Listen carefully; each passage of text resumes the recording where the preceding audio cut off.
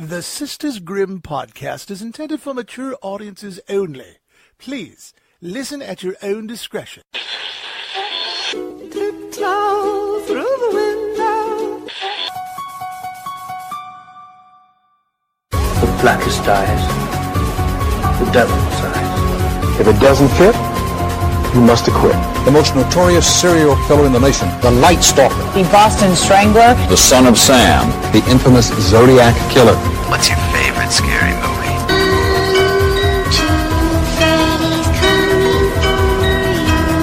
Hi, I'm Chucky. Wanna play? Get away from her, you bitch! Welcome to the Sisters Grimm podcast. How'd you do this? Show you. Welcome, everybody, to the Sisters Grimm podcast. I'm Morgan, and that's Holly. I'm going to say it before she can. I can't talk. She can't speak. I swallowed a bug. Speaking of bad throats, there's a couple reasons this episode is delayed. A big one is I got strep, you guys, and Holly got a sinus infection almost concurrently. The exact same time. I said to Morgan, it's this crazy. This is the Sisters Grimm antibiotics. The Sisters Grimm are on two very... if I took Morgan's antibiotics... If we switched antibiotics... You would die and I'd still be fine. Cause you'd be... That's how I... Well, you'd get a is. Sunburn. Mine... What? Yeah, mine makes me sensitive to the skin... My skin more sensitive to the sun. Well, luckily it's been raining. I know, right? Anyway...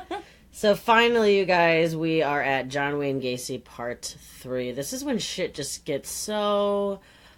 I don't know. Up. Fucked and bony.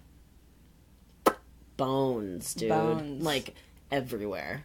Like Susan. Bones. That's a deep Harry Potter cut.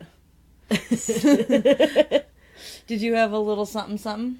So, okay, this is actually just something that someone that I work with told me today when I... brought up the fact that we were talking about John Wayne Gacy. She thought I said Jeffrey Dahmer, so this is actually a Jeffrey Dahmer thing. Okay. But her aunt lived in the apartment building. That one? Yeah. Fuck off. She lived in the And there's one other Oxford? thing, but she told me not to say it, like, on here, so I'll tell you later. Okay. I actually... Oh, that's so cool. So, this is the part of the show called... Holly gives Morgan a present? Question mark? Holly gives Morgan a present, and Morgan leaves it at Holly's apartment. No, put it in my book bag. You know I forget. Well, this is very fragile / you may give it back to me. What? Is it hair? Is it part of John Wayne Gacy's brain? No, I told you I couldn't get a hold of Helen. Damn it. Okay, but I did have to, but you have to be careful. But yeah, no. The theme, don't let the paper, throw me off because it says, it's Ted Theodore Bundy. Robert Bundy? No, I was just trying to make it true crimey cute. for a pic. Oh, did you already take the pics? Well, I took a pic of... How do I open those? Here, let me get it for you. This is really good podcasting. This is very visual, everyone. I'm opening a very lime green gift that Holly wrapped stupidly. No, I made the bag, bitch. That is how cheap Holly is. No, that's how resourceful I am. Okay, so open this part carefully and as far away from the mic as possible. Girl. I know, right? As far away from the mic as possible. Oh, I see what you're saying. And everyone is hearing all the crinkle. Be careful. How small is this? Well. Ew! Is this real? Yeah. Ew! Wait, what is this? It's because you rib me so much on the show. Is it real? Yeah. This is a human. Yeah, that's a human rib bone. Oh, of course I want this. Hell yeah. I'm not giving it back to you. No, it's cool. Oh my... Is it one of John Wayne Gacy's? No, Oh, Morgan. God! No, Oh, Morgan. my God, bitch. I'm not that lucky. No. Where did you... So, I was, where I normally turn on Ashland, I decided Tuesday. to keep going. Tuesday's mouth is watering. Oh my God, get away from that Tuesday. Yeah, no, but be real careful. Wrap it back up. It's gentle. Don't mind, maybe we'll cut here so that all this wrapping paper sound isn't in. And we're back. And we're back. Don't worry, it was 3 bones for 20. So you have some bones as well? Oh yeah, I also have a rib bone, and I found a cool femur. Wow. A tip of a femur. It was like femurs are big. I mean, there's like bones everywhere. It's so anyway, I went to the woolly mammoth. You know what the woolly mammoth, and because I knew that they had a painting there, and I probably won't post the picture. So anywho, I went in. There was just one guy working there. He was super fucking cool. And I asked him if I already had these, but like honestly, as soon as I saw bones, I was like, forgot my mission. And you can just drop the bag. Who cares? You dropped it on the hot dog. So I asked him because I knew that there was a John Wayne Gacy painting there, and I asked him obviously first for permission as I'm holding an armful of bones, and he's like yeah, totally, thank you for asking for permission. Usually people just come in and like start taking pictures with shit because you're usually not supposed to take pictures of art. Well, I think John Wayne Gacy's is fine, but still, but it's of Hitler, so I mean, I don't know if it's technically PC to like post it. Maybe not. But like, yeah, it was a really cool place. I kept telling him I wanted to go back. But the guy was really cool, and you could obviously you have to work at this place and know a lot about it. And I was like, I really have to get home, and then I told him obviously we were doing this podcast, and I'm like, you did this today? Yeah, I did this literally after work. Like, you just bought bones and. Yeah, no, that's what I do now, guys. Weird painting, cool. No, that's a dope Wednesday, dude. My obsession went from scrapbooking to buying bones. Love it. In the span of 4 years. No, oh my god, we have to go back. It's so fucking cool. They have so much like little teeny cool, like they have cool like old medical instruments, and it's all very reasonably priced. I saw a jackalope that was pretty reasonable. Oh yeah. Hell yeah. And they have really cool, like, it's just cool taxidermy and, like, old medical instruments and fucking bones. Love it. So me and Morgan own bones now. And so now we're back to John Wayne Gacy. We're back to where we last left off. We left off at Robert Peace. Yes. But let me tell you a creepy little paranormal tale. Okay. So this story is called Gacy and the Psychic. On December 2nd of 1978, very shortly before Gacy was arrested, he attended a friend's holiday party where there was a psychic reading people's cards. Her name was Florence, but when she became a card reader and a psychic, she dropped the N and went by... Floris? I don't know if it's Floris or Florice. Gorgeous either way. I'm calling her Flo. So Flo was also a friend of the host of the party, and she had this little room set up, and she had... Wait, is this real? No, yeah, this is 100% real. From where? From everything I've ever read. Okay. Every single thing I've read. And so she had a little table set up, and she would read cards. She didn't use regular tarot cards. You can also use, like, playing cards. Yeah, you can kind of do whatever you want. You could just fucking write some shit down on a piece of rocks, paper. Dude. Yeah, just throw rocks at people. So, anywho, obviously the second he walked in the room, she felt like the most, like, yucky, ominous, just yucky. Yeah, I mean, people who are so, believe whatever you believe in. I do believe that there are people who are more in tune to that, and if like that's something you're very sensitive of, obviously you're going to feel it a lot. And she felt it throughout his entire reading. She's super open, so she feels everything. Yes, and she was locally known for being incredibly accurate. Cool. So like obviously like people would have parties and invite her over, and so she was she did the typical shuffled it 3 times, and she said he slapped it down on the table and like tried making as much direct eye contact with her as possible to creep her out. Yuck. And then he cut it 3 times, and so then she starts drawing, and as she draws the card, she starts explaining them, and the reading was a very negative one. I can imagine. To the point where there were things that she fucking bullshitted most of it because it was scaring her so much, and she was afraid that, like, he would kill her because she felt she was finding out something really ominous. So things started getting really creepy when she drew the Ace of Hearts, which was surrounded by jacks that were separated by spades. Obviously, the Ace of Hearts was Gacy, The jacks were all the boys, and the spades represented the shovels that buried their graves. Wow. Yeah. She got even worse when she drew an inverted ace of spades, aka an upside-down shovel, and it represents danger and tragedy. She started getting really worried about all these young men that she kept seeing in Gacy's life, and she asked him if he had any boyfriends, and he obviously was, like, crazy and like, I'm not gay, and she's like, okay. And so she, like, started talking about a woman, and he's like, no, there's no women in my home either. So finishes the reading, and she's like, thank fucking God that guy is gone. She finishes the party, she does some other readings, she talks a little bit to the hostess and was like, hey, that John Wayne Gacy guy's kind of weird.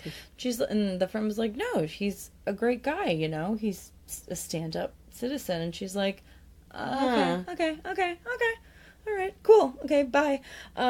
As she was driving home, she got so sick that she pulled over and threw up. Oh my God. Yeah. She kept having nightmares of young boys' faces in distress and kept seeing skinny young men standing in a graveyard. She tried meditation, but nothing made her feel better. A few days after Robert disappeared, her friend who had thrown the party called Flo and told her that Gacy wanted a more depth reading because the cops were harassing him and he wanted Flo's advice. And he was really pulling at straws, obviously, at this point. Yeah. But Flo is really fucking good. She told her friend, hell to the fuck no. Good for her. Yeah, she's like, that's gonna be a strong no for me, dog. Yeah. She's like, don't give him any of my fucking contact information.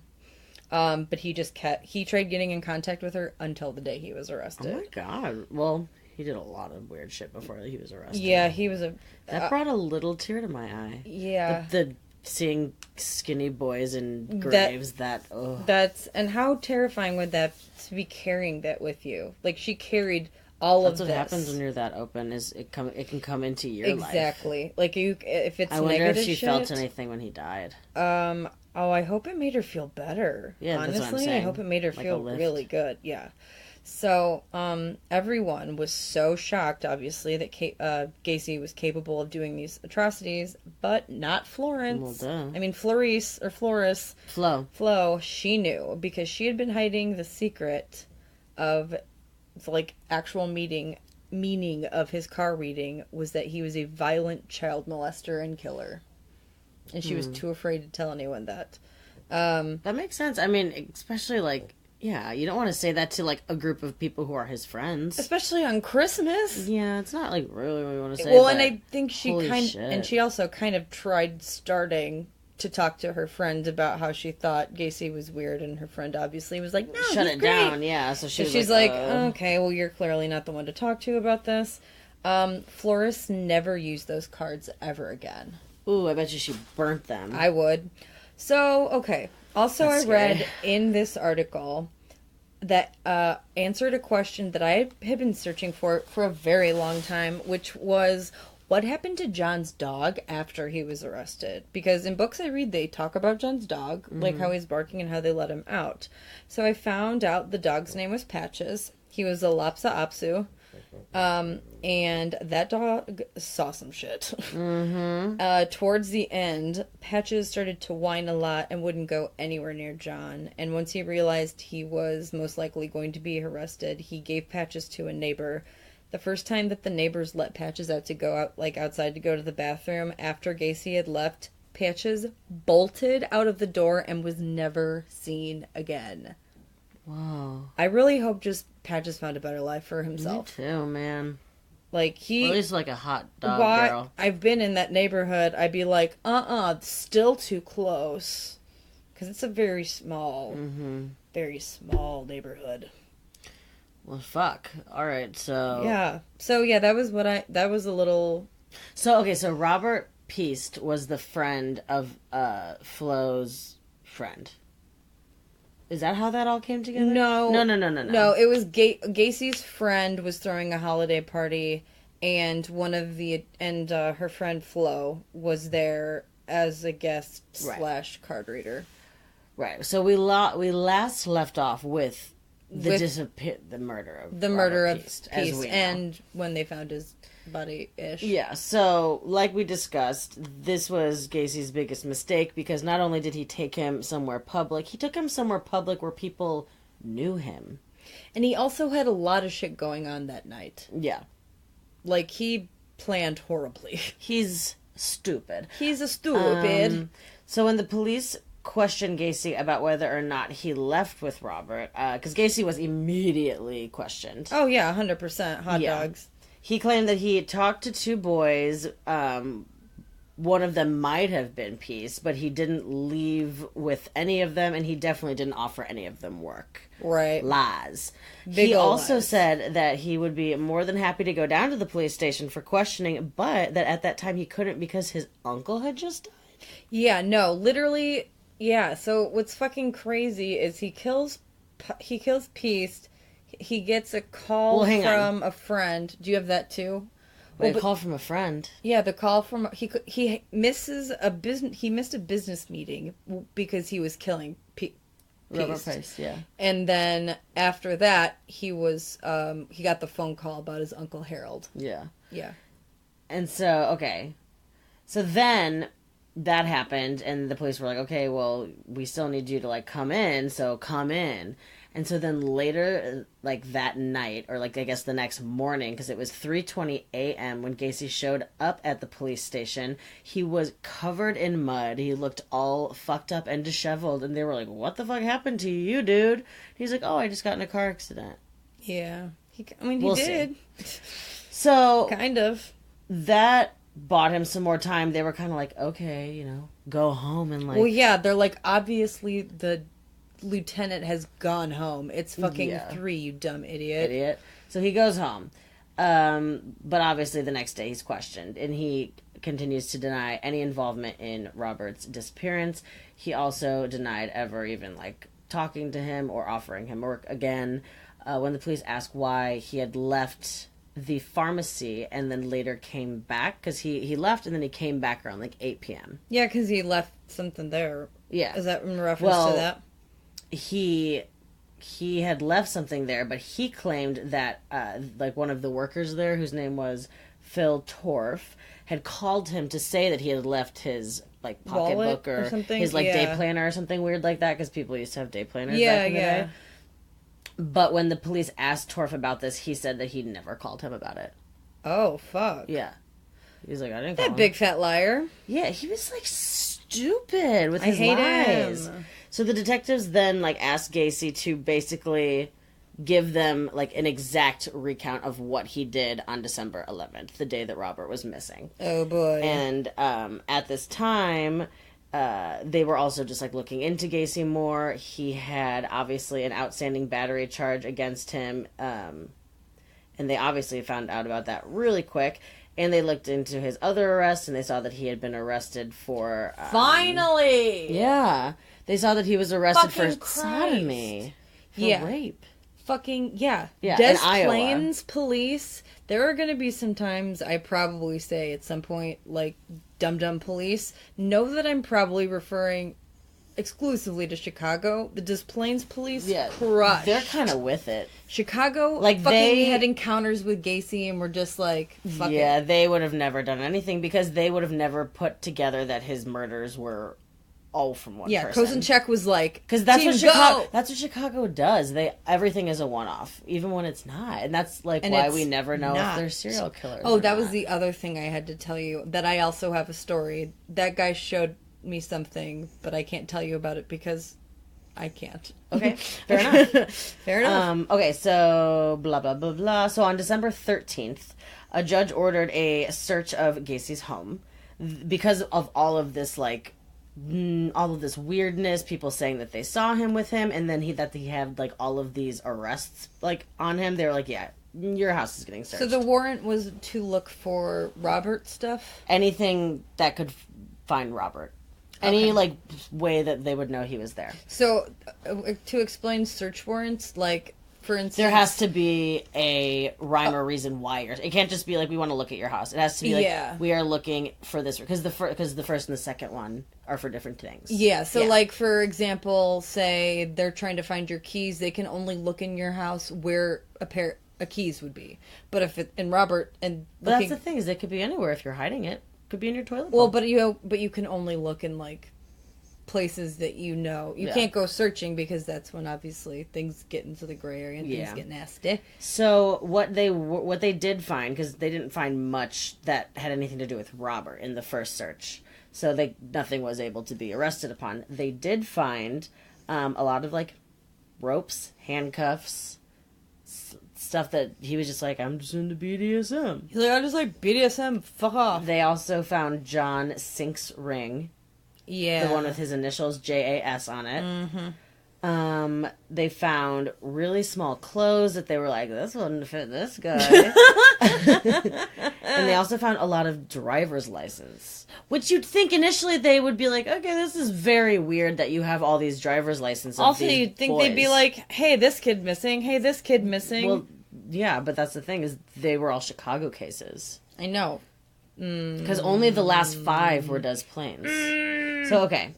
They also found a 6mm pistol, and they found a receipt from the pharmacy where Robert Piest was last seen. Yes, because Robert Piest was last seen wearing a bright blue parka that he had lent to his friend Kim, who worked there, because Kim worked by the register. Yeah.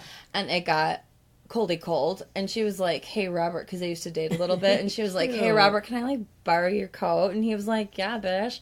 And she had some of her own personal images, like, photos developed, and so she didn't need a receipt, and so she was like, well, fuck, I don't need it, because I'm not a customer, and so she just balled it up and put it in his pocket, and Gacy just, threw it into the garbage can. Get there. So at this time, they didn't, like I said, have any real evidence towards Robert, other than obviously that receipt. Yeah. But they, at that time, didn't know that receipt was Robert's. They just knew it was a receipt from that place. Killer, totally. So, John liked, Pina coladas? Go back, blah, blah, rewind. They didn't have any evidence, blah, blah. Okay, cool.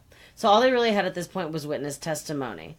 And they weren't able to arrest him, but this is when they start setting up all of the surveillance teams. Oh yeah, all those, and he gets so freaked out. Follow him for the next, what is it, like 10 days? Yeah. Like almost 2 weeks. This is when he goes and visits his lawyer, Amarante, and a lot happens in this time. When he tries getting like protection orders so that they back off. Well, yeah, he fucks I'm going to get to all of that. What? I'm just saying. So, John liked to fuck with the surveillance teams. He would often, like, taunt them, but then he also, like, wanted to be friends with all of them. But he would, like, fuck with them because they would follow him at all times of the day. So if he was driving, he was like, they're not going to arrest me for, like, blowing a stop sign.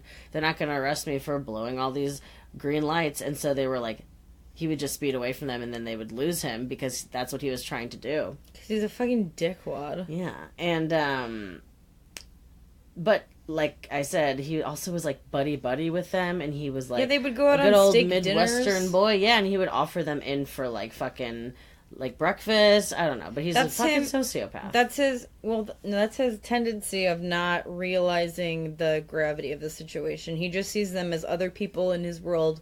He doesn't understand. He doesn't realize, like, oh, if I hang out with these guys too much, like, because when Amarante found out, he was like, wait, huh? Yeah. He's like, maybe don't invite them into your home. Stop doing that. You know that time you told me how you...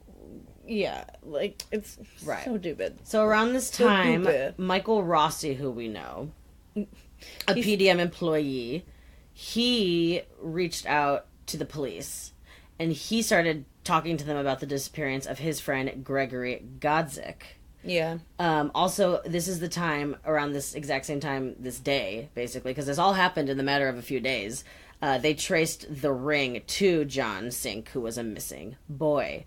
Sink's mother was interviewed around this time, too, and she also was talking about how he sold his car to a man named John Gacy. Yeah. And also a Motorola TV thing. I don't know what a Motorola TV would look like, because that's a 70s ass thing. It would be a big ass tube TV with some pointy bunny ears on top. So, Michael Rossi also told them how he had bought the Plymouth Satellite from John. And so when the investigators checked the vehicle's identification number, it confirmed that it was the same car.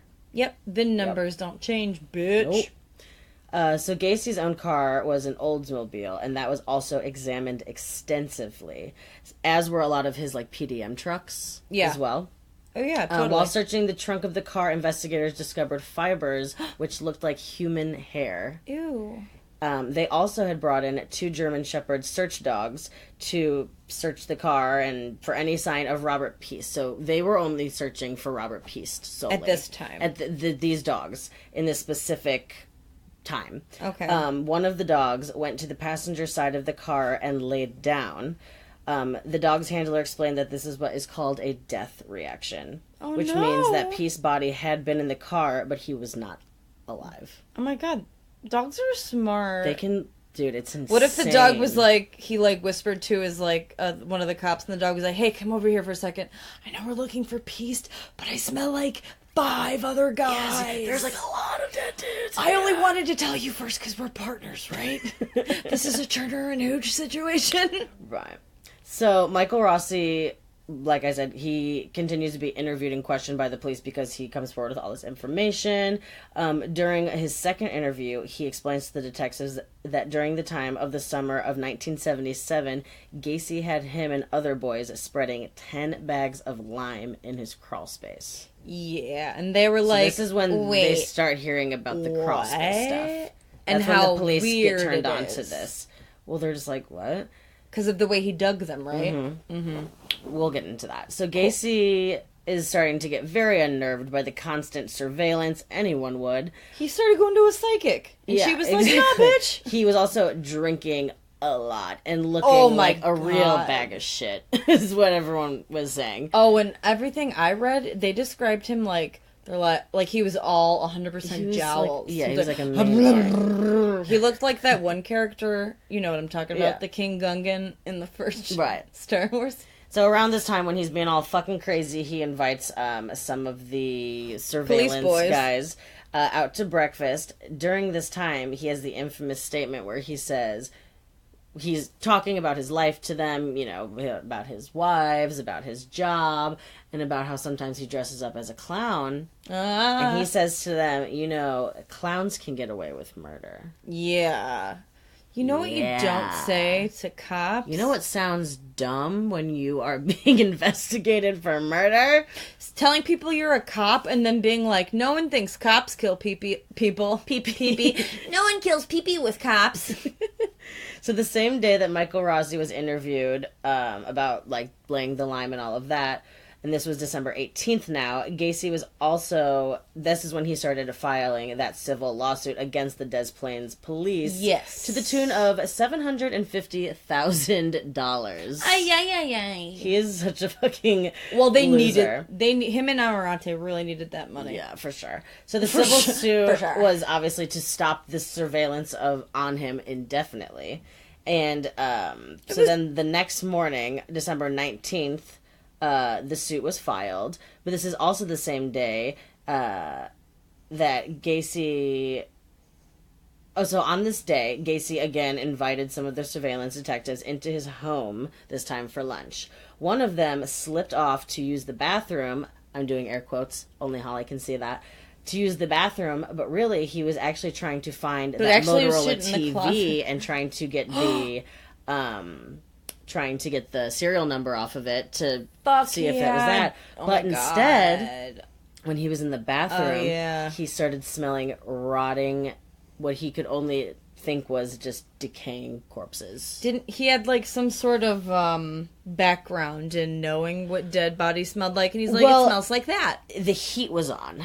Which it was not the day that the house was searched initially. Oh. Which is why they did not smell anything that day. Because this was all happening in December, in Chicago. Oh, yeah. Where it's always 30 or under. Well, the victim search had to pause at one point because it was so fucking cold and the ground was like, you can't get frozen. in there. Yeah. With this search, yeah, or like, too. because it was like in January and stuff when it was, I mean, this is not a good time. Yeah, this was a bad December for this to happen. Yeah, you don't want to be digging. So the smell, the police who searched, like I said, they didn't obviously smell that. Michael Rossi was interviewed now for a third time on December 20th, which is my birthday. He was asked, Yes, bitch. He was asked, like, straight up, like, if John did kill Robert Piest, do you have any idea where he would be, where he would have put his body, where he would have left it? And he instantly said, oh, the crawl space. He definitely would have put it in the crawl space. Whoa, did Rossi knew? Yeah. He knew? So, I mean, he helped make it. But, I mean, they didn't know when they were doing it, but I'm sure he knows now. Oh, but he didn't, like, Gacy right. didn't confide in him, like, hey, they're deados down Not there. yet. Oh, okay. So, David Cram, who was another one of Gacy's victims that he didn't actually kill, but he did rape, was also questioned on the same day that Michael Rossi was, and he was one of the people who Gacy had also had down in the crawl space digging. Yeah. He explained to the detectives that he would dig trenches that John wanted to be 2 feet wide, 2 feet deep, and 6 feet long. Which is the size Kind of like a person of a body. A grave. Yeah, kind of like a body. Literally, they were digging graves. So later that night... How much fucking water your basement be getting, Gacy? So later that night, so this is still the 20th of December. Later that night, Gacy. Gacy. He was in Sorry, the JCs. It's hard, you guys. Gacy drove to his lawyer's house for a meeting that they had just had set up, basically just to talk about the lawsuit that they were filing. Oh, and he was hella late and came in hammered drunk. And asked for more booze. And drank it down in one big ol' and they gave him a bunch gulp. of whiskey. He picked up the Daily Herald, which was sitting on the desk of his lawyer, Amarante. And he picked it up. He pointed to the front page, which was featuring an article about the disappearance of Robert Piest. And Gacy said, "This boy is dead. He's in a river." Yep. Or he was like, "Wasn't me." It was me. He was like, "It was me. It was me." And then Gacy just continues to confess. Oh yeah, into the early morning. Until he eventually passes out because he's so fucking hammered. He literally passes out in the middle of his conversation. All these kids. And when I was reading Amarante's book, he's like, he literally passed out in the middle of speech. Yeah. And he was just rambling. Like, he would say, he's like, yeah, I would, like, wake up and there'd be, like, bodies everywhere. And I'd be like, whoa. And he saw it all as a nuisance. It's just super gross. Yeah, I mean, ugh. That's the whole thing. That's Some the of the whole things psychology he says thing. just grossed me out so bad. Because he's not okay. So that morning, Amarante and then Stevens was his other lawyer. Yeah, that was the other they were, lawyer. like, working together. They set up, like, a psychiatric appointment for him. But as soon as Gacy woke up, he was like, nope, I have to go. Almost as if he knew that it was his last free day on Earth. It was his last day on Earth as a free man. Oh boy, I wonder if that's the day he got rid of Peckers? What was the name of the dog? Patches?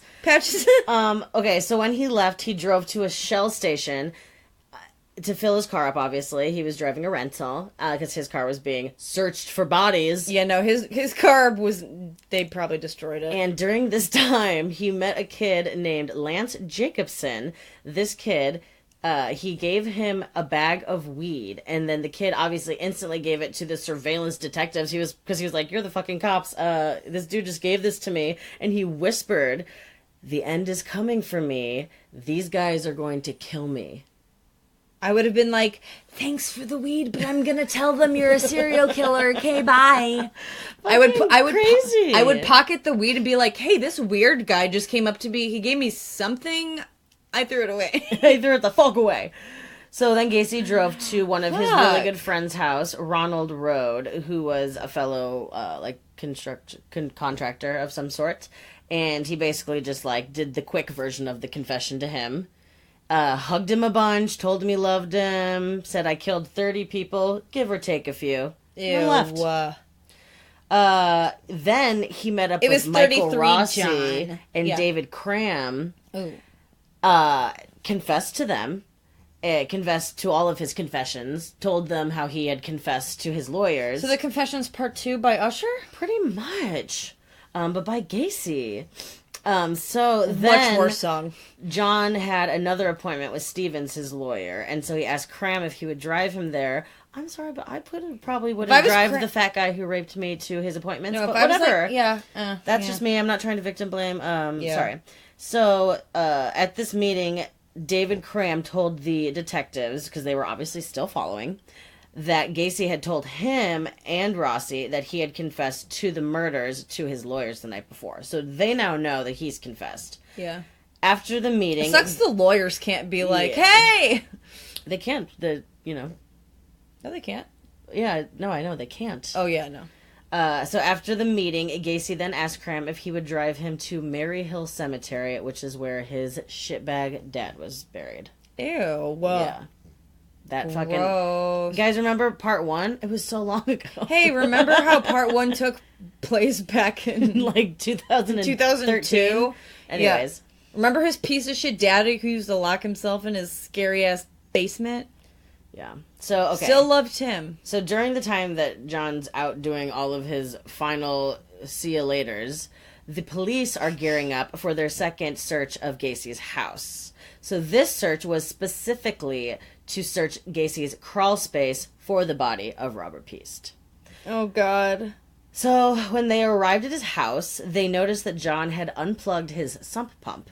Oh, God. Which caused the crawl space to flood, which ended up just being fucking stupid, and honestly, even just a big so rude, because that just made what this next guy's job was probably so much fucking grosser, because it was wet, and it was probably fucking freezing. But, it was stupid because they just plugged it back in, and all of it drained, and then they went in. Sub pumps work really well. So Daniel Genty, who was an evidence technician, was the first to enter the crawl space. And within the first few minutes, he found putrefied flesh, and he found a human arm. And he shouted up to the rest of them and said, "You can charge him with murder." Wow, yeah. He also just kept being like, there's tons of boys down here. Only one down there, and he had to see all of that by himself. Yeah, that's his job, man. God. So early Friday morning on December 22nd, John Wayne Gacy confessed to his crimes to the police. He stated that since 1972, I just gave myself chill bumps, but it's also probably because you're crying. No, I'm crying. I just can't imagine being dude, there's looking so much for that's really one person and then just going down there and finding many. that. I don't know why that's... No, it's really intense. That's just so horrible. It's crazy. I mean, if you guys haven't seen the pictures of when they... Oh, God. When they cleared it out, it's insane. Bad. Even the picture, he draws for the... Yeah. He draws it a lot, actually. He draws... But, he drew it because he drew them out, a picture of what he thought was there. He didn't even know. He barely knew. He was always hammered. So, since 1972, he had killed what he thinks is at least 25 to 30 boys. He claimed that they were all sex workers in some way or another, which we all know is not true. A lot of them were just... He was saying they were all runaways and sex workers. Yeah. He told the police of his many trips to Chicago's Greyhound bus stations, where he would find, lure, and grab the guys. He would just, pull them into his car. He would pretend to be a Chicago police officer. He had a fake badge. He would put a light on the top of his car. Oh, yeah, I forgot he would do that. Yeah.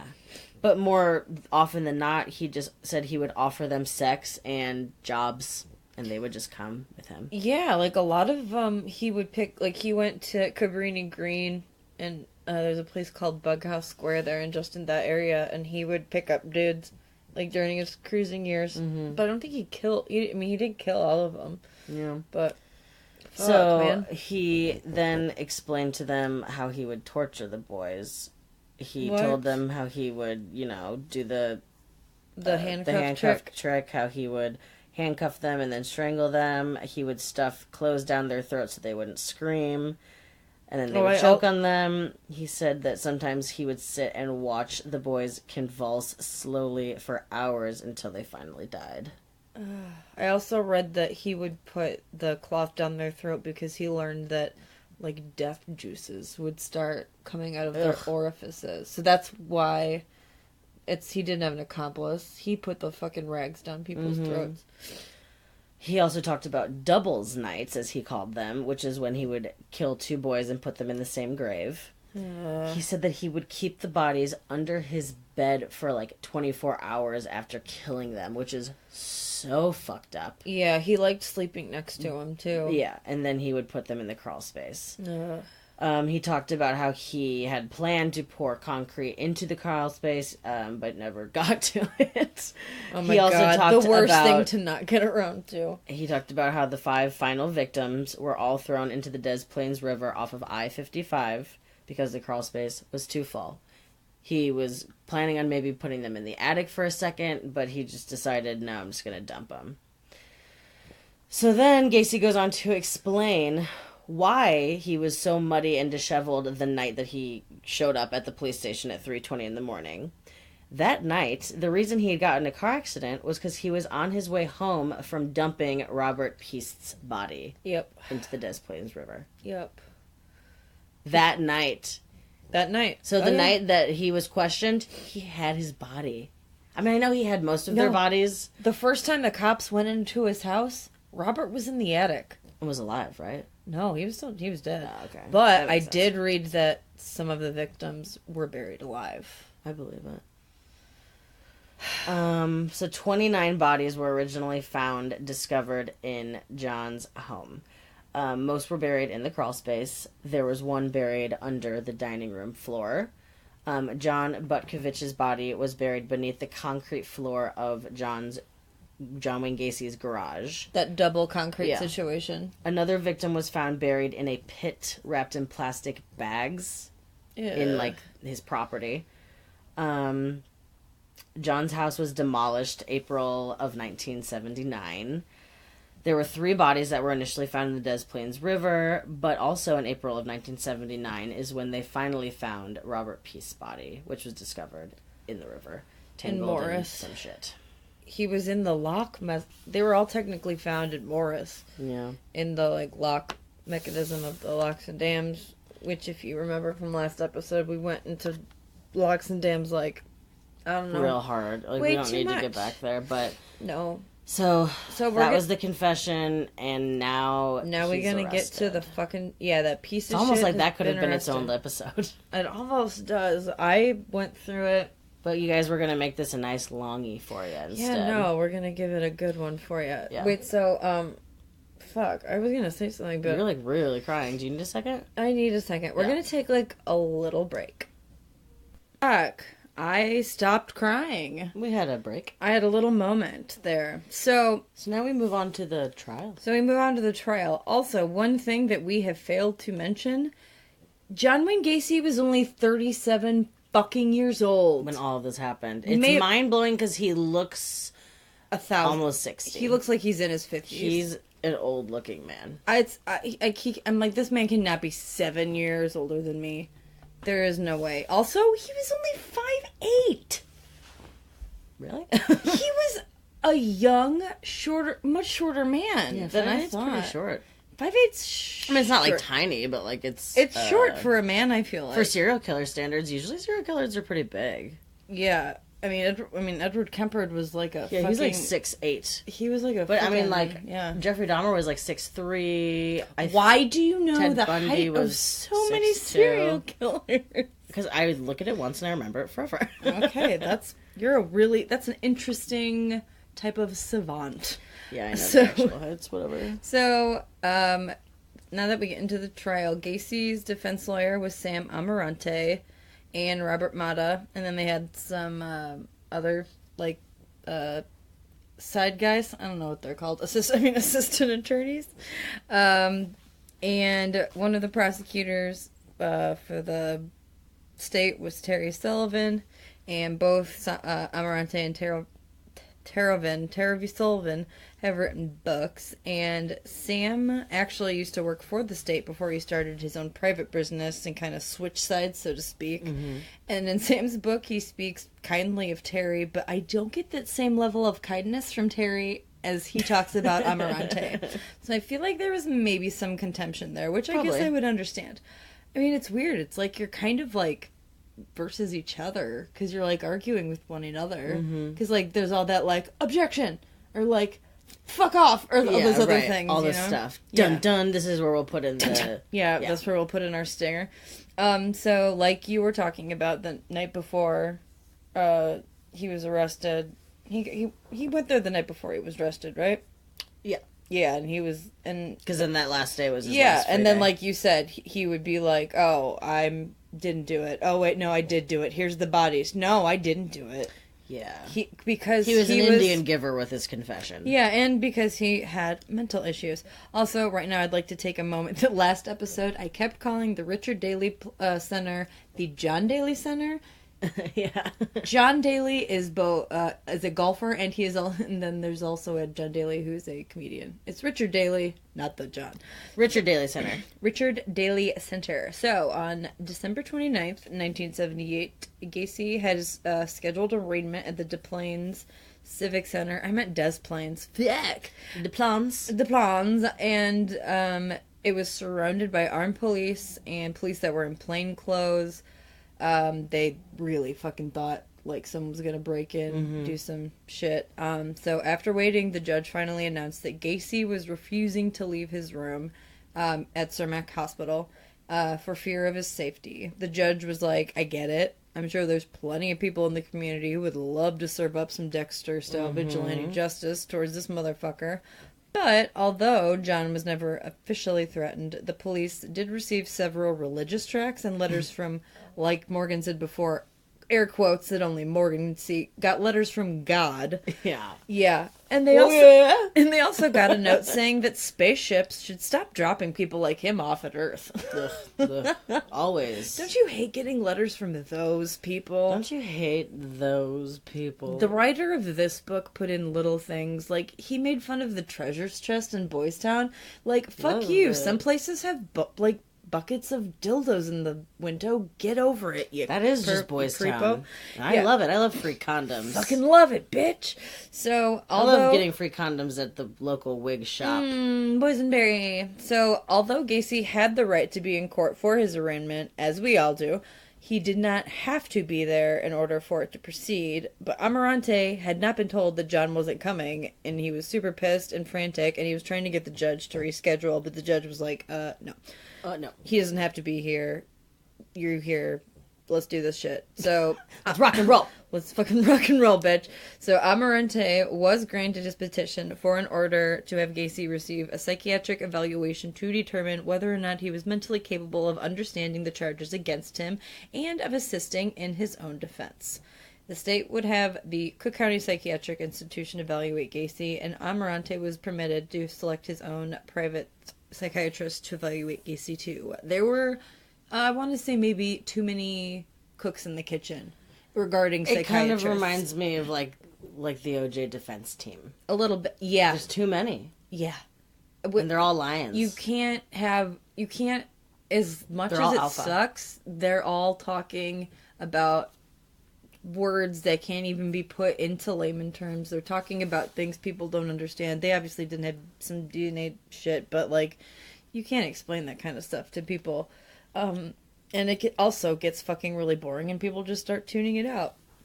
So, there was also a gag order put in place, meaning that absolutely no information about the case could go public to protect Gacy's legal right from disclosure.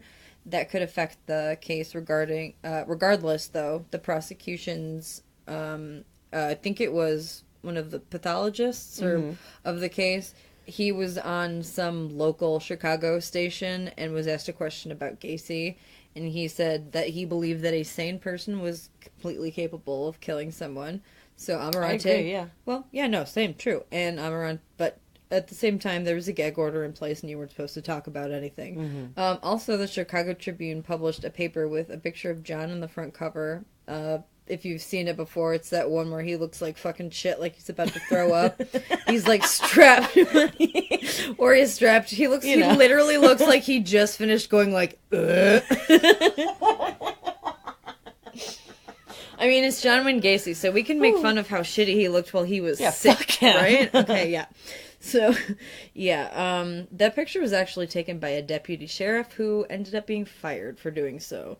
But thank you for that picture, or that moment wouldn't have just happened. So yeah, he looks like shit. He's wearing like a hospital gown, and he is strapped to the bed.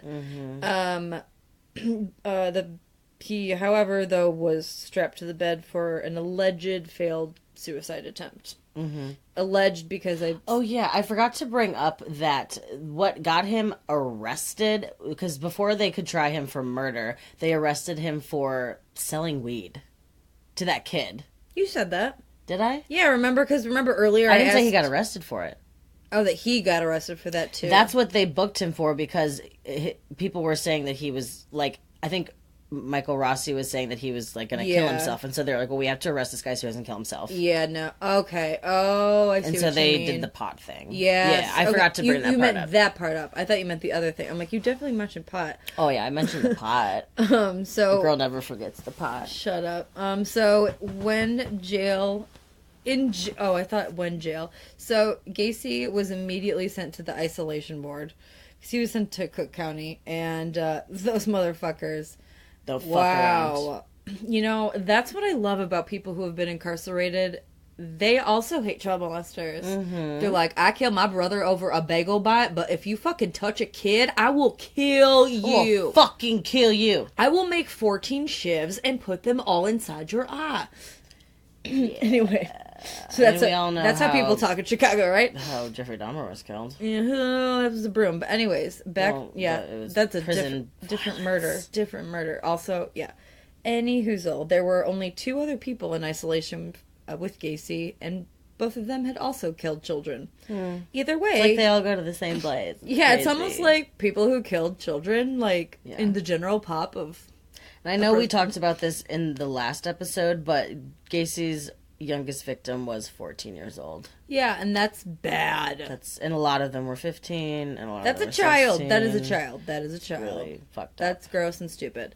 So either way, Gacy spent most of his time in the hospital because of his heart condition and because of his numerous psychiatric evaluations. Yeah, he was mostly in there for all of that shit. Yeah. So now let's get to motherfucking Helen Morrison. Yeah, we will. I've hyped her up so much, and now I love Helen. Finally get to talk about her. So Helen became involved in the case when Amarante had read an article that she had written for the Tribune called Tracking Down Our Mr. Hydes, where she explains that serial killers shouldn't be just written off as psychopaths and sociopaths.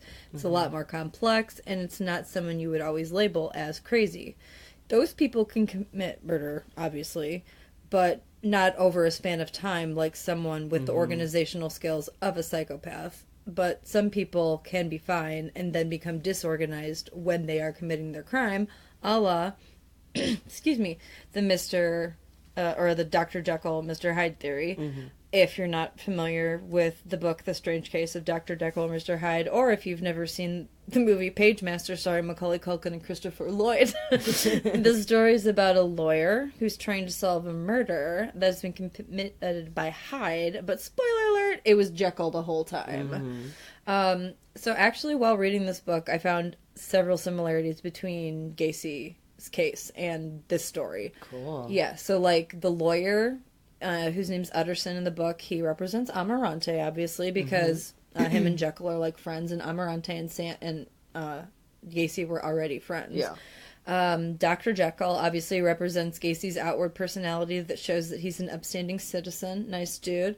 Mr. Hyde obviously is Gacy's personality when he becomes murderous and evil. I've watched rather... So Jekyll's the good one? Dr. Jekyll. It's confusing because you'd think Jekyll bad. Yeah, why is that? I don't know. I didn't write it. Because Hyde just sounds boring. I also had Hyde's the nice guy. No, Hyde bad. Yeah, I know, Hyde bad. And he literally, they described him. He was like, ugh. Like you can't see me right now, but I have my Nosferatu, arm. Basically. Yeah, no, totally think Nosferatu. Right? Yeah, exactly. And that's how. Speaking of which, you guys, it's almost like October. Yeah. It's fall. Fall has hit. Halloween. Speaking of Morgan, I don't know. Yeah, any hoozle. So, and which also is very much like Gacy's family members. I've seen in documentaries and interviews of such that they did not even recognize John. Like, the footage that they saw on the news of him being arrested, they're like, that is not John. Mm-hmm. Like, that's a completely different person. Even the victim in the book, albeit he was a very old man, he was part of Parliament, and so when he died, people noticed, and he was brought down by Hyde, because, you know, he was in a place of power, and like Robert Peast, he brought down Gacy. Amarante asked Helen if she had heard about the case, because she had literally described Gacy's personality down to the very last detail, and she was like, nope, never met the dude. But she was like, I have been doing a lot of work with serial killers that not a lot of other psychologists are doing right now. Yes, we love work. Helen. I would have loved to see a young 70s Helen. Oh my god, you would love to see her now. Any Helen. I'd love to be Helen. Oh my god, like a 78 Helen just being like, I am woman, hear me roar. This was also when he fucking called her, she was trying to plan her wedding. So she's like, I'm gonna go get fucking married first, and then I'll handle all this Gacy bullshit. Ugh, what a life. I know. How do you turn that off? That's what I want to know. Like, how do you not think about that the whole time, I mean. So Amarante asked Helen to be a witness for the defense, but she said that she would have to learn way more about Gacy before committing to testify for either the prosecution or the defense. So smart. She started, very smart, almost like Helen's like smart. So Helen started visiting Cermak Hospital, where she spent hundreds of hours talking to Gacy, which sounds like the worst thing ever. She said that his room was meticulously organized. He had puzzles on the wall that he'd completed, and some of his paintings. Speaking of his paintings, he said he liked painting because it was something to do. It was never meant, like, you know, he never like a passion. Yeah, he never meant for people to go ape shit over Pogo the Clown. And even when he painted, like, his Seven Dwarfs Hi-Ho painting, and Disney was like, yeah, no, we don't want to be associated with you. Yeah, bye. He stopped making them, and he was like, cool. He drew a bunch of, like, Cub stuff, too. At least he respects Disney.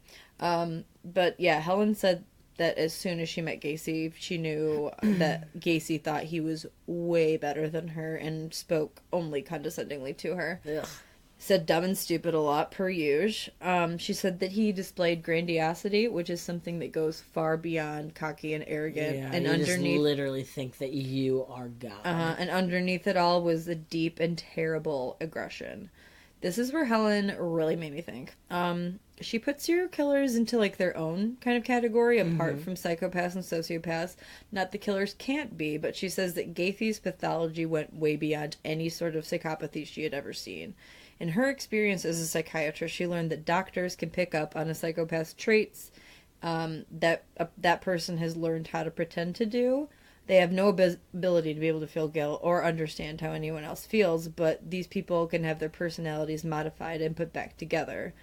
A serial killer's mind, like John's, however, is just little teeny fragments of pieces of a personality that can never be put back together, making them incurable. Wow. I believe it. Yeah. He talked about having multiple personality disorders, or multiple personalities, rather. John, was the John everyone knew and loved, but then he said he would sometimes become Jack, and Jack was the one responsible for the murders. Reading some of this stuff, I mean, there's a lot of killers. There's a lot of to try to, like, get some of the fucking heat off of them. I mean, there's skepticism in everything he says. He's a fucking liar. How can you truly believe him? There's also a time, like, later in prison, he told one of his cellmates, like, that he looked up, like, how to get away with, you know, the insanity thing. And it's like, you didn't get away with it, though, dum-dum. No, I'd be like, hey, you know how we in death row? That means you lost. You didn't get away with it. That means you lose, buddy. You lose. She talked to several of John's family members, becoming pretty close with them, and she was trying to just figure out as much as she possibly could about his childhood that would help her piece everything together for her final mental evaluation. She even went as far to go to Cabrini Green by herself at nighttime and go to Bughouse Square a very dangerous sounds area. Very Candyman, and I live for it. Yeah. Oh my god, I can't wait to watch Candyman. Okay, Morgan, calm down. Sorry. Boys are dying. Like I said, very dangerous area. Well, but she went there and she would talk to other street workers who may have seen Gacy. And she talked to some of them who were like, yeah, we know Gacy. He's come by here. He offers people money. Mm-hmm. Sometimes they don't come back, but, that we're used to that happening. That's what happens, yeah. So we'll come back to Helen a little later. So now you talked a little bit of the issue of Gacy's house. It had thoroughly been searched and it was condemned. And Amarante filed a claim against the county for demolition of Gacy's house. But at that point, the case was going on for so fucking long and cost us so much money because he had to keep getting all of these fucking psychiatric evaluations because they were not coming back the way they wanted to. Also, his house was like fucking like little threads, because he had to tear up because, once you find a body in one place, you gotta check everywhere. Well, yeah, and then it got just fucking demolished. Yeah, Thank and God. Who would want to live in that house? Nobody. Someone who lives on that land. True, but they don't, you never know what could still turn up. Separate your mind from there, yeah. I don't know. Yeah. So January 10th, 1979 is when Gacy finally graced the court with himself. Made time to get out of bed and stop being a big old phlebitis butt fuck. And Amarante entered an innocent plea for all of the murders in front of Judge Louis, or Lewis, if you're nasty, B. Girepo, who had also worked on the Richard Speck case. But not as a judge. Chicago boy. He ruled that Gacy could not be released on bond, something I agree with wholeheartedly. But he also agreed that Gacy needed to have psychiatric analysis. Absolutely. Mm-hmm. After months of trying to overturn different convictions, Gacy's legal team kind of threw in the cards and decided to enter a plea of innocence by means of insanity, aka the hardest trial to win. Mm-hmm. In the end, Gacy was indicted of 33 murders, and then it was time to select the jury. Amarante motioned for the trial to be relocated because of all the publicity, and the Cook County State's... They always do that, and it's it's not going to help. Everyone's heard about this. I know. This is a huge nationwide fucking story. Well, and what happens in this case, it'd be hard not to. Yeah. That might work in... The evidence is fucking overwhelming. Yeah. In other cases, that might work, but not in a case where it's 33 boys. In your basement.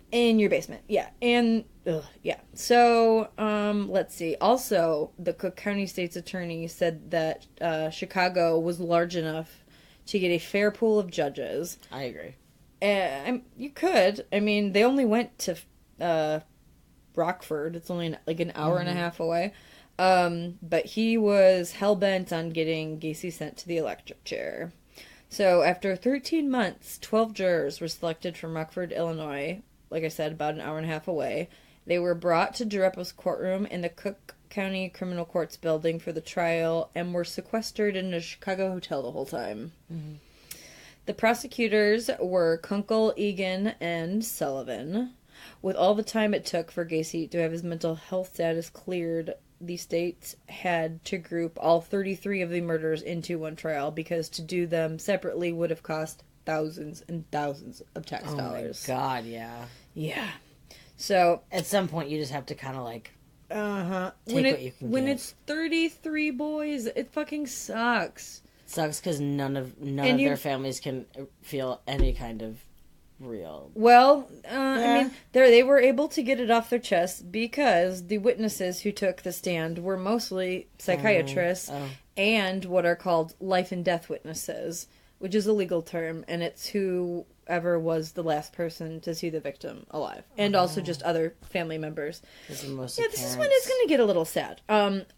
Amarante actually said, he's not a piece of he's kind of a piece of shit. He's a dickhead sometimes. Not the best. He's not the greatest, but he did say that one of the hardest things to do is having to cross-examine the family member of a victim, of someone that they 100% know killed their son. Absolutely. And they tried keeping their questions brief, but they still had to ask them hard questions. You know, and there were obviously lots of tears in that courtroom, but unfortunately they still had a job to do, so they were a little more dutiful when it came to friends and acquaintances. So, when Donita Gannon walked through the doors of the courtroom, all eyes were on her as she took her spot on the witness stand. She was gorgeous, long, beautiful hair. Who was this? This is Donita Gannon. She was living with Timothy Rourke at the time. Okay. Amarante, in his book, says that he was very proud of what he was about to do, but said that no matter what anyone says, a murder trial is a war. And what he did, he had to do. And he had very little to put out in terms of seed of doubt into the jury's mind. So he kind of had to be a dickhead. So the well, you'll see. So the prosecution went first, and, you know, they basically just asked basic names. They asked her name, how to spell it, what her relationship was with Timothy O'Rourke. And she told them that they shared an apartment together on Lawrence and Dover in Chicago. And that was the last place that she'd seen him, and she was the last person to see him alive. So then it was Amarante's turn to cross-examine Miss Gannon. So he asked and received the following answers and questions. He said, Miss Gannon, is it Miss or Mrs.? She said, Miss Gannon, how long has your name been Donita? And she started saying since, but Egan immediately was like, objection, objection, and then he's like, and Amarante was like, it's valid, I'm going somewhere. The judge was like, I'll allow it. And he returned to questioning her, and he said, how long has your name been Donita? And she said, since March 1977. What was it before that? And she said, Don Genzon. And he said, Don? And she said, yes. And it took a little bit for the courtroom to absorb what they were hearing. It was, she was a 1979. Woman, right? Yeah, people were just... And trans people were misunderstood, grossly, to put it lightly. So, although this person was... And so that's why the other lawyer got pissed instantly. Because I was like, yeah, because he's already, bringing this up. I mean, Amarante is kind of, pulling at straws. And although this was a trial for the death of 33 young men, trials can get really boring, and things started to get really interesting. Yeah, and so this really perked up, the jury, which is what Amarante, wanted to do. He asked her what her name was when she met Timothy O'Rourke, and she stated that he started knowing her as Donita, and, they weren't lovers. They were dating. Okay, cool. They were just friends. They hung out. They weren't lovers. They were not lovers. Oh, I thought you said they were. Okay, so they were just homies. They were not. They were just friends, and she was getting he knew, and he was like, oh, I felt really bad. Yeah. He's like, because she was getting really angry at him because he kept being so ignorant. Yeah. Of the fact that she's trans. And, I mean, even as he wrote it, I'm like, this dude still doesn't get it. But he, it was kind of smart in a way, because... Anything that can make the jury look another way for even a second. Yeah. Not that it did help, because it didn't. Oh, but, what you just said gave me chills, Morgan. Because, they realize, black could be white, up could be down. You can't trust your original perception. He wasn't trying to embarrass her, and by any means. He was just trying to throw them off. He just needed to show how wrong an original perception of someone could be. But it's also a really shitty thing to do. Yeah. He considers that because Donita had not had sexual reassignment surgery, she wasn't really a woman, so he says that she lied on the stand. Whoa. And if you lie on the stand, then who knows what's credible. But in that case, fuck you, Amarante. Yeah, Donita's a woman, hear her roar. She's a girl. So Helen's job during her testimony was to give her opinion as a respected member of her field as to whether John was criminally insane at the time of his murders.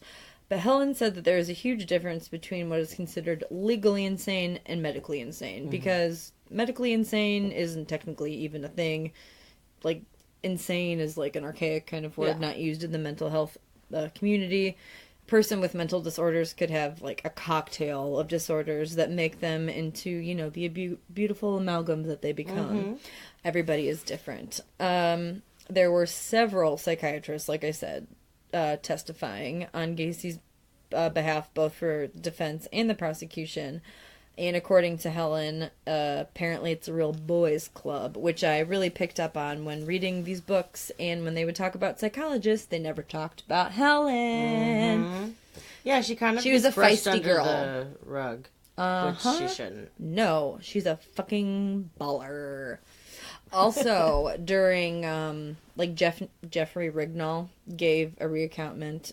He actually testified for the defense that he wasn't sane, because he said, and he actually threw up on the stand. He threw up on that table part. He was recounting while he was going through that experience of being, you know, raped by John Wayne Gacy, which, you know, that draws quite a reaction from a jury. I never heard about that. Yeah, it was really, really bad. The diagnosis ranged from literally schizophrenia to multiple personality disorder. And when Helen took the stand, Mata asked her what her diagnosis was of Gacy in terms of psychiatry. She said that in psychiatric terms, the diagnosis was mixed. John's brain was a very complex network of mental illnesses. He had primitive psychotic defense mechanisms, which is when your ego, the decision-making part of your brain, detaches from reality. So in this case, causing Gacy to forget some of the murders. She said, he would go into this kind of state, like the Dr. Jekyll, Mr. Hyde thing. He went to the state. It's where almost like euphoria. That's because the killing takes you to. It takes you over. Yeah, it takes you to this place where you're not such even you, and then you snap out of it, and you're like, "What the fuck just happened?" She also talked about the grandiosity, along with significant feelings of inferiority, which usually are accompanied. And when these feelings built up inside of him, the anger was projected onto another person, in this case, all those young boys. And Gacy saw this person as an enemy who he had to protect himself from. He also said, she also said that John had hypochondriasis, which goes way beyond being a hypochondriac. Gacy would complain of having strokes, heart attacks, leukemia, and other ailments, and even though he didn't have them, he literally, he physically felt like he did. I've heard that you can do that. You can literally fake yourself into having... Yeah, you can have hysterical pregnancies. Yeah. You're crazy. That's crazy. Your body, your brain... That's why it's so fucking crazy. Brains are fucking crazy, dude. Dude, our bodies are insane. These bodies, man. To quote the Scientologist. She explained that John couldn't be responsible, for his actions because they were all made anatomically, meaning they were out of his control. So she was saying that he was insane. Yeah. Again, in quotes. Yeah. She said that he was incapable of knowing the difference between right or wrongs at the time of his murder, which I did not know. But I don't think he was at the times of the kidnapping. I don't think he... Well, okay, this is how she explains it. Okay. So she explains it as, an autonomic response. And autonomic responses are... out of our physical control. Like when you're nervous and your palms start to sweat. You're not telling your palms to sweat, but they do. When you get really nervous, your heart starts pounding. You're not telling your heart to do this.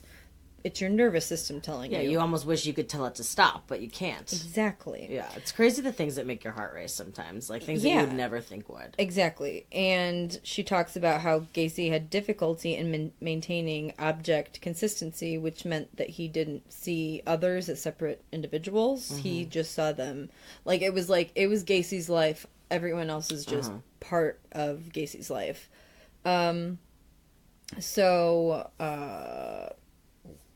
Gacy was also known to laugh and scoff at, like, the victims' families and when they would talk. And Helen describes this as kind of just, like, weird tics in, like, in his mental... He can't help it, but it comes off so bad to a jury. Oh, well, yeah. Oh my God. Like, knowing that's literally his body trying to, like, reject the idea that he did those things. It's doing stuff that we can't comprehend. Your brain will literally, if you're doing something that crazy, your body will put other things in that you're doing so that you don't have to see that you're... Exactly. You know. Exactly. So, like I've said, the jury hated John. Mm-hmm. The defense never had a chance. No. They had to prove he was legally insane, and that required hours of testimony from psychiatrists talking about things your average person would just, like I said, tune out. It's so boring after a while. Yeah. Unless you are so interested in that, which is me. Well, yeah, some people really are. I think psychology is extremely interesting, but there's definitely a point where I'd be like, okay, night time. Yeah, I'd be the only juror taking, like, scrupulous notes. But regardless, whether... You can take notes during the trial. Yeah, because you all go over... I think I may have made that up, but I feel like you should. You can't. Well, because you all go back and deliberate, and you can't, like, remember unless they, but you have the court notes. Yeah. For those reasons. I don't think cool. I think you're right. I honestly don't know. I honestly don't know. We'll Google it. It's whatever. So, like I was saying, regardless of whether or not he was legally insane or not at the time of the murders, it was, it was still a case where 12 men and women had to listen to the families of these boys, look at gruesome pictures of their remains, and honestly, just looking at John Wayne Gacy probably made him fucking sick for that long. The state's closing statement was like this big bombastic, like heart-wrenching. Like, I realize technically they are the good guys, but I don't know.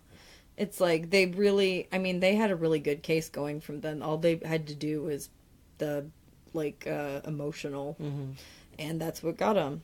Because, you know what? Seeing pictures of the dead remains of little boys is gonna make me want you to die. Yeah. Bye. Bye. Yeah, because this case is so much more than just, is he guilty? Obviously. Yeah. He's fucking guilty. Yeah. But they had to go for death, and it was still a thing in Illinois. Yeah, and, I guess the state's attorney... he said something about each boy, and then he would, slap this huge photograph of, his remains up on the butt. It was really crazy. So, it only took them 2 hours to find John Wayne Gacy guilty of all 33 counts of murder, along with 1 count of child molestation and 1 count of taking indecent liberties with a child in regard to Robert Peast's case. Mm-hmm. The next day, the prosecution talked to the jury about how Gacy should be sentenced to death for all 333 of the murders, and the defense said that he should just be sentenced to life imprisonment. Obviously. They're like, you know what? Just fucking kill him. You know what? We're already... Bye. Let's not waste our fucking tax dollars on this dude. Terry, remember how we used to be friends? Sam's like, Terry, you don't send me flowers anymore. So during the sentencing phase, the jury came back with a verdict of a death sentence for 12 of the murders. Not sure why not all 33. Yeah, I don't know. I feel like 1 is enough, but I don't know. Maybe there were certain ones that they had to do certain... Maybe. Who knows? Who honestly knows? That many murders in one case? Because... I don't even know how that would go. Do they all have to unanimously vote on... They must have had to unanimously vote on every single fucking... And there are some idiot people on the jury who, for some reason, are like, I don't know about that one. We don't know for sure. Yeah. So, yeah. So he was sentenced to death. Yeah. He went to the Menard Correctional Center, which is in southern Illinois, on death row, and he was there for 18 years. On March 9th, crazy. 1994. I know, I always thought he was in Stateville the whole time. I didn't realize that he was down in Menard. I just never realized he was on death row for almost 20 years. Yeah, I never realized he was on for that long, too. Wow. I didn't realize that I was alive when Seems like he how was it still always alive. is. Yeah. no one gets on death row and then literally dies the next day. I know. They live forever. That's like how it and then should they be. just and then they just die. Like fucking Richard Ramirez just died of natural causes. Yeah, Jeffrey Dahmer died before he could be, because wasn't he was put to I death? don't remember. I honestly don't remember. I thought he was, but then he was on death row. No, but then because he they got- were in Wisconsin. No, they were up in Wisconsin. Remember? They've never had it. No, That's crazy. we have the notes somewhere of what the information of. Yeah, it was a really long time ago, and they had so it, many yeah. episodes. Okay, so on the 9th, he was moved from Menard to Stateville Correctional Center, which is in Crest Hill, which is outside of Joliet. Joliet. He was allowed to have a picnic with his family where he ate his infamous last meal. Which we all know, girl. And it sounds super delish. Big old bowl of strawberries. A bunch of shrimp. Some bunch KFC. of KFC. I didn't realize you got to have a fucking picnic. Like, come on now. This, like, yeah. I'd be like... Didn't he have, like, a milkshake or something, You too? killed... Probably. Who knows?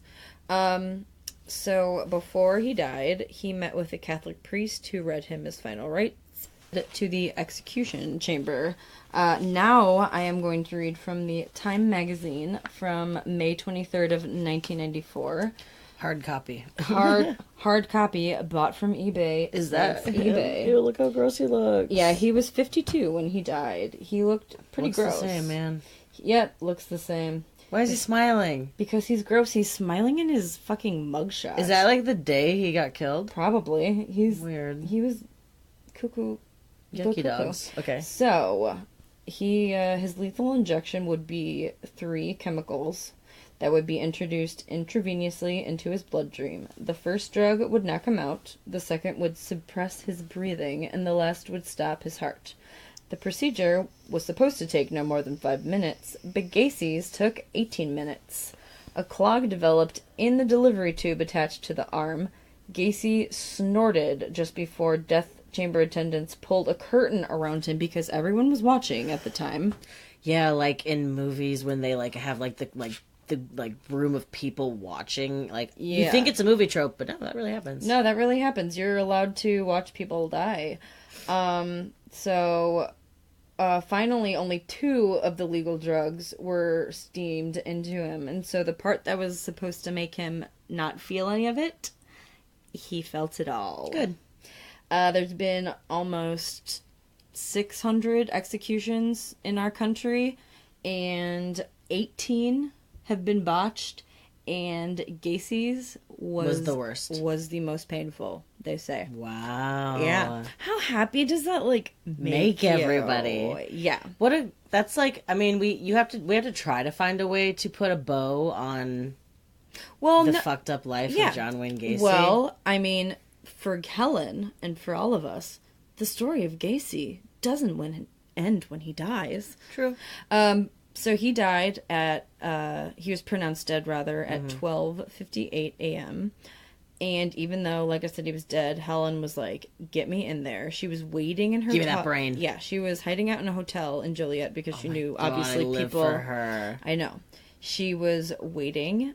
She was picked up and brought to the Silver Cross Hospital, which I fucking have been to, where Gacy's body had been brought in for the autopsy, and Gacy's family requested that Helen be there. Wow. She assisted while the pathologist opened Gacy's cranium with an electric saw, removed the top of his skull, revealing the gray matter that had caused so much terror and grief. Holy shit.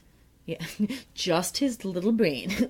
Oh my god, that just imagine like having seen him so much in the courtrooms and having talked to him as much as she did, then like getting to like end it all by literally watching them crack his head open. Yeah, she said like when he got there, like and it was crazy the way he got there because they had to like they had to like travel real crazy to get there.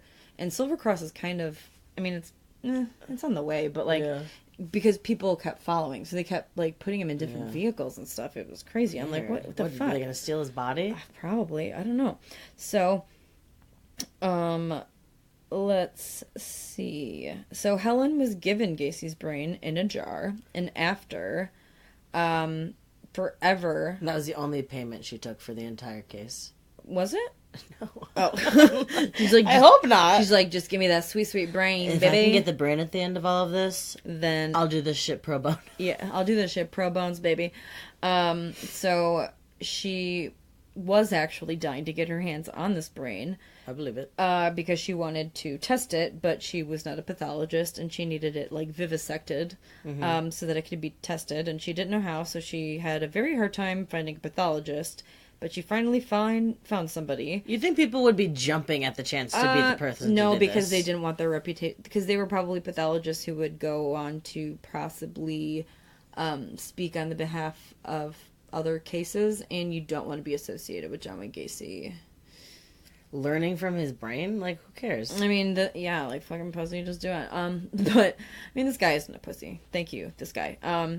But there was one who eventually said he would do it, but under the stipulation that he remained anonymous. Okay. So, Gacy's brain had no abnormalities. Like, the whole... I remember we talked about the whole, like, swing thing didn't really show any anything. signs, but the pathologist said that a study of a live brain and a dead brain are very different because a live brain obviously reacts to stimuli, and dead brains don't react. They're just sitting there like lumps of... Yeah, they're nothing anymore. Helen, you know? she's like, it's just a piece of steak. It's just nothing. Yeah. But it used to be everything. That's what's so crazy about brains. Yeah. They hold your everything. Yeah, like, had his brain been tested when he was alive, who knows what they could have been out. But Helen says that the law would never let anyone properly examine a serial killer while they were still living. Like, because of the way things is. She says... The way things is. Yeah, the way things is. But another random thing about Gacy that you don't hear a lot about, but maybe you have... Gacy had an extra Y chromosome. X chromosomes are girlies and Y chromosomes are boysies, and everybody has an X and a Y. Right. But he had an extra Y, and when you Doesn't have that give you Down syndrome? Or no, that's no. when you have less. No, that's when you get an extra chromosome. I thought... Oh, okay. He had the right number, but he had more Y's, I guess. Okay. I'm not a fucking... I know this information that alone, Morgan. All right, continue. Yeah. But when you have XX or XYY syndrome, you tend to be more aggressive and have more behavioral and emotional. So. Okay, well, also, I don't know about any of you big Twilight fans out there, but wasn't it like the werewolves had an extra chromosome, or they had, like, something like that? They had, like, hairy chromosomes. And, I mean, they were obviously, like, aggressive. They were, like, wolves. Yeah. They were, like, hella aggressive. So that is finally John Wayne Gacy, you guys. That is the sad...